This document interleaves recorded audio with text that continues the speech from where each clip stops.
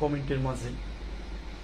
দেখুন, তার মালিককে রক্ষা করার জন্য, তার মালিককে করার জন্য দেখুন কি সুন্দর এই বিড়ালটি শেষ পর্যন্ত লড়ে যাচ্ছে এই সাপটি প্রতিরোধ করার জন্য।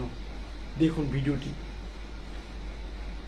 আসলে পশু প্রাণী কখনোই কিন্তু বিশ্বাসঘাতকতা করে না, তারা সর্বোচ্চটা দিয়ে মালিকের জন্য লড়ে যায়।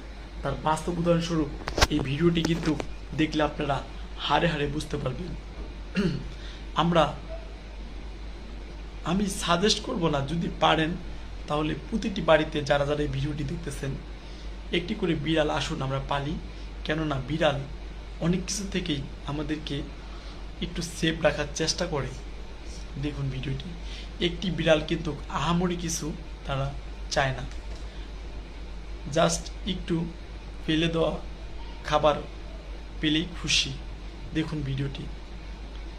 আসলে এসব প্রাণী, যেসব প্রাণী মানুষের খুব ভালো ভালো কাজে লাগে, সেসব প্রাণী অবশ্যই একটি বাড়িতে করে পালা খুব দরকার, খুব প্রয়োজনীয়। কলিজার বন্ধুরা, ভিডিওটি যদি ভালো লাগে তাহলে অবশ্যই আমার এই ছোট্ট পরিবারে যুক্ত হবেন। পারলে ভিডিওটি শেয়ার করে দিয়ে অন্যকে দেখার সুযোগ করে দেবেন।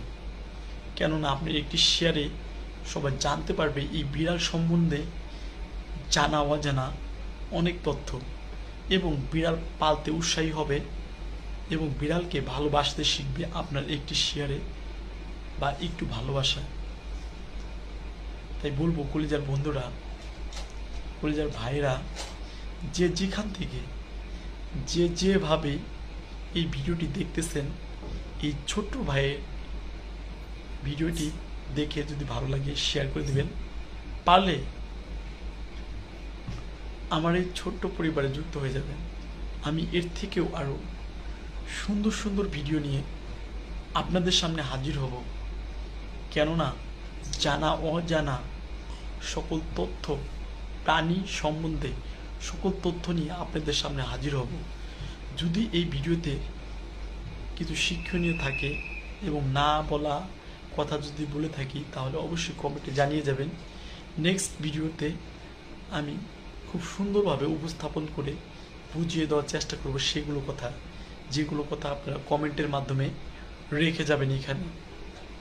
ভালো থাকবেন, ভালো রাখবেন। অসাধারণ ভিডিওটি আপনারাও দেখলেন, আমরাও দেখলাম।